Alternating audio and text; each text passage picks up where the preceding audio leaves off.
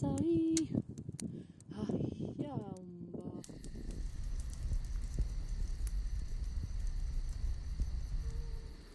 Hola, mi nombre es Javier Espinosa Momox y quiero contarles acerca de la forma en que he trabajado en este proyecto. El enfoque metodológico que he utilizado se encuentra en una reflexión en torno a cuestionamientos relacionados con la naturaleza intrínseca de la investigación dentro de la práctica de las artes, utilizando los conceptos planteados por fuentes citadas como herramienta reflexiva para la comparación de experiencias y generación de cuestionamientos, asumiendo una perspectiva abierta y de reflexión independiente. Basada en la literatura de Henk Borgdorf y Albert Colmenares, la investigación basada en la práctica es aquí un elemento importante por el cual convergen los principales ejes conceptuales y formales.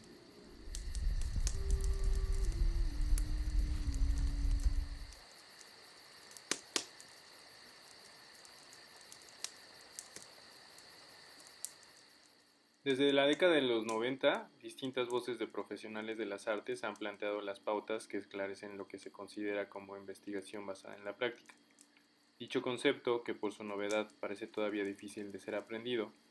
deviene de extensas discusiones en torno a cualquier forma de práctica orientada a la investigación de las artes. Según Borgdorf, se trata de un enfoque que no busca enclaustrar la investigación en un único modelo de abordaje metodológico, sino al contrario, amplía el horizonte procedimental, perfilando metodologías particulares presentes de acuerdo con el contexto investigativo.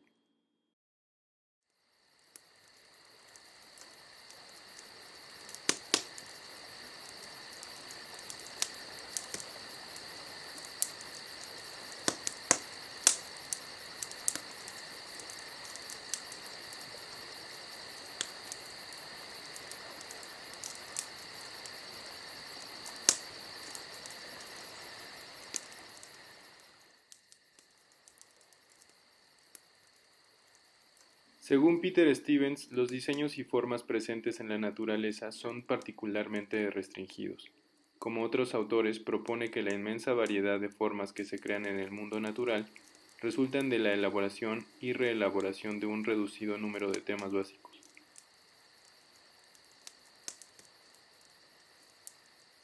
Una parte de este proyecto se ha enfocado en observar las analogías de diseño presentes en distintos contextos naturales, como la ramificación de los árboles y el sistema arterial,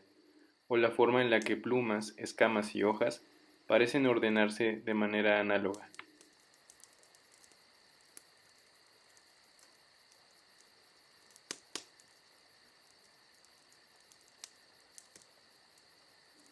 El refugio guarda en sí una concepción simbólica definida por una percepción instintiva e intuitiva,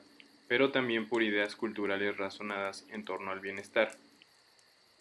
Como señala Gastón Bachelard en su libro La poética del espacio, físicamente el ser que recibe la sensación de refugio se estrecha contra sí mismo, se retira, se acurruca, se oculta, se esconde, buscando en las riquezas del vocabulario todos los verbos que traducirán todas las dinámicas del retiro, se encontrarían imágenes de movimiento animal, de los movimientos de repliegue que están inscritos en los músculos. Este proyecto se centra en los valores de protección que el refugio evoca, valores imaginarios que, según Bachelard, muy pronto se han convertido en valores dominantes y, por tanto, se han convertido en imágenes que nos atraen.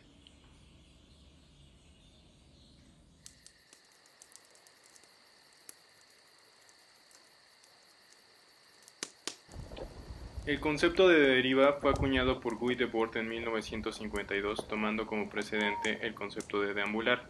En el texto que el propio Debord publicó en 1956, La teoría de la deriva, teorizó sobre este vocablo y lo relacionó con un levantamiento psicogeográfico de la ciudad de París y con el juego. La palabra psicogeografía se refiere a los efectos que el entorno geográfico, organizado o no conscientemente, produce en las emociones y el comportamiento de los individuos. Aunque parece un acto simple, la deriva es para este proyecto una acción que produce un momento reflexivo en torno a sí mismo, ya que durante este deambular sin sentido, la observación, o digamos ese levantamiento psicogeográfico, se convierte en el hallazgo de materiales, por lo que el deambular es también recolección. La recolección se devuelve entonces a la reflexión y contemplación de las propiedades de los materiales, que finalmente es el combustible que inspira nuevas formas en la práctica escultórica.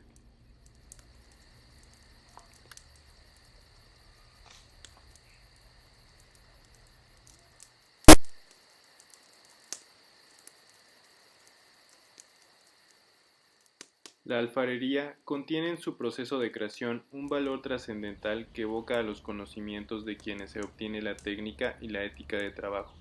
Pero además, dentro de su narrativa, el proceso cerámico evoca a manifestaciones creativas tan antiguas como el inicio del sedentarismo humano. También, los materiales cerámicos toman un lugar importante dentro de la narrativa del oficio al encontrarse en la frontera de lo natural y lo artificial. La arcilla, al ser un material orgánico cuyo estado matérico dentro de este proceso es definido en buena medida por las fuerzas de la naturaleza, y no por los deseos del artista, nos obliga, a quienes nos dedicamos a este oficio, a incluir en nuestra narrativa un compromiso con la naturaleza y sus elementos, reconociendo que el gran valor de nuestro trabajo no radica en vencerla, sino en sincronizar nuestros esfuerzos con los ritmos y tiempos que la definen. Debemos ser conscientes que los objetos que producimos serán reabsorbidos por los ciclos naturales a los que pertenecen si no son rescatados por alguien que los consuma, así como una narración se pierde en la memoria al no ser contada.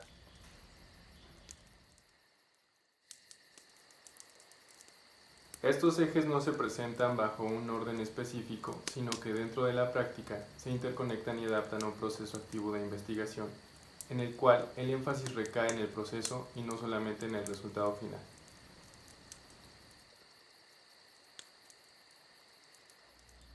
Un ejemplo de esta interconexión se muestra en el proceso de la pieza La entraña del huracán,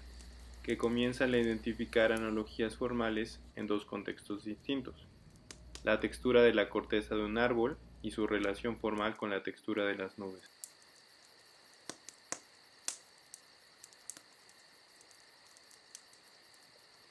El desvío intencionado o la deriva propician la observación de tales analogías que, si bien pueden parecer un descubrimiento fortuito, de fondo es posible analizar las circunstancias del contexto en el que se realiza tal hallazgo. La experiencia es influenciada consciente o inconscientemente por la bibliografía consultada y las experiencias personales cotidianas. Como señala Albert Colmenares, la revisión literaria es clave puesto que permite, a quien investiga, enlazar micro y macro contextos, es decir, permite vincular conceptos inherentes al proceso de investigación. Es aquí donde el investigador hace referencia a aspectos autobiográficos que han contribuido o intervenido en el proceso de creación de las propuestas artísticas.